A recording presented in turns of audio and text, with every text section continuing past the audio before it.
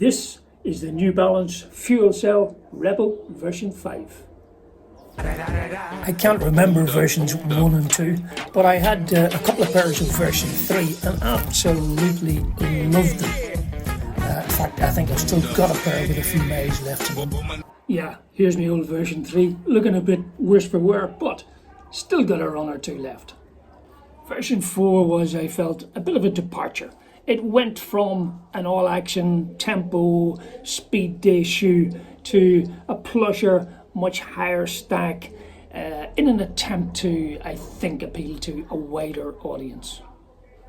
So is this version 5 an upgrade or more of the same? And thank you for joining us here on the Faster Master channel, always appreciated.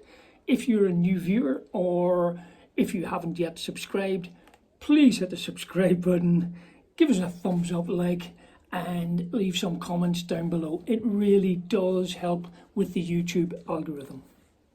And before we get into the nitty gritty, let's look at the cosmetics. This is a good looking shoe. I mean, does that matter? Well, it probably shouldn't, but of course it does.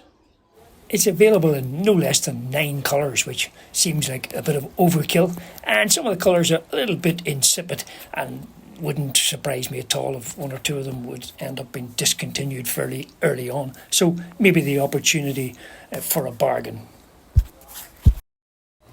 This blue is very nice, but it's almost exactly the same as the colourway I had in version 4, so I wanted a bit of a change there.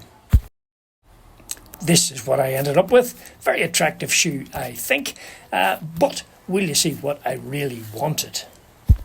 Look at this one in the red. Absolutely fabulous, I think. And maybe a lesson here for New Balance, not known for their outrageous designs, but this one has just sold out immediately. It is not possible to get one for love nor money on any website. So why don't they do this more often? Back to my shoe. Now, you may think that this is red and white. No. This is Urgent Red, NB103 white, and sea salt. Let's nail down some stats here. In my UK 9.5, EU 44.5, US 10.5. This V5 is coming in at 237 grams, which is, what do we say, 8.35 ounces. That's light. And to compare that with some of the other shoes that I'm wearing at the moment, this is the Zoom Fly 6, which I've always regarded as a nice lightweight up-tempo shoe, and it's 266, fair bit heavier. My Saucony Endorphin Speed 4, 258, and my ASICS Superblast 2 coming in at 267. The Rebel has a heel height to stack height of 35mm at the heel, 29 at the forefoot, leaving a 6mm drop. And price, we'll get into that in a bit more detail later, but I mean, good to see that it is exactly the same price as the outgoing V4, which is 160 euros here in Portugal, £140, I think, UK. And the upper here, fairly standard engineered mesh, quite thin, so it should be nice and breathable, what New Balance call their phantom fit. And there's considerably more padding in both the tongue and certainly in the heel than version 4. On the foot, immediately very comfortable, lovely snug fit, no ugly excess of material around the toe box, but still plenty of room. The lacing is good. Any of you who like to use the additional rear eyelet for extra lockdown, the laces are long enough to do this. And you can really feel the cushioning. Lovely, lovely, lovely. And now to the midsole, or the engine room of the shoe. And as mentioned earlier, we have a full 5mm extra going right throughout the midsole. And the fact that this can be done and still keep the weight low is due to the introduction of 20% PEBA foam to the existing EVA. And what a difference it makes. The cushioning is really fabulous. And traditional construction here, no carbon plate, no nylon plate, and that allows for the flexibility that's missing from a plated shoe, which I like.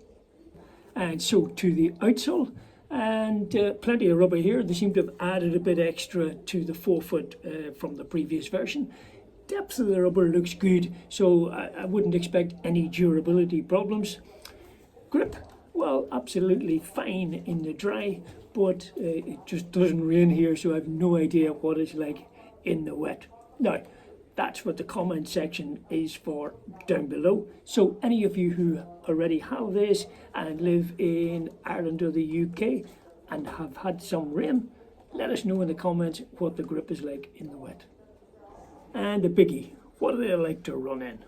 Well, I got these on Monday evening. I'd already done my run for the day. Tuesday is track day, so not ideal, but excited, always excited for new shoes, so I decided to take them to the track on Tuesday. The plan was use them for the warm-up, and then I do a session of 5 by 100 meter stride, so use them for that as well and see how they transition from the slow easy pace to the faster stuff. Well, they felt so good that I decided to keep them on for the 10 by 400 intervals. I mean, really, really nice. I was on tired legs. I had a horrible run the day before, but these just lifted me. And my times were on a par with what I would expect using an out-and-out racing shoe. Next day, I did a 14k easy run on the road. And once again, no problems at all, very comfortable, very cushioned. There was a 1k sort of trail section in the middle of that run with a very uneven surface, and it handled it well, felt very stable and secure, and overall, superb, comfortable run. So, in conclusion, is this a shoe we should be buying? Well, for me, a definite yes. This is the nicest shoe I have worn for a while. Just a quick point on the price. While it is nice to see that there has been no price increase at all from version 4, it's still a fairly expensive shoe. New Balance seem to have positioned themselves as a premium brand, and yeah, it's a well put together shoe. There's no ugly glue marks, stitching's very good. Overall, there is a feel of quality, but there are other shoes out there similar that you would have to consider. You could pick up something out there like Hoka's Max 6 or the ASICS Superblast for considerably less money. But I'm happy with my purchase. It's a good shoe. I don't think you regret if you buy it. And if that all red version comes back into stock, I will be severely tempted to buy it as well. So, finally, to answer the question in the title, is this the best daily trainer in 2025? Well, it's up there. It's certainly very, very close, and it's the best I have tried. I'll leave you with my usual request that you hit the subscribe button, give us a thumbs up, and very important today on the comments, if you have bought this shoe, particularly in that fab red, please leave a comment and I will be so jealous. And for those of you following my Portuguese lessons, I thought we would go out for dinner tonight, so my phrase is uma mesa para dois, faz favor. And that means a table for two, please. Bye bye.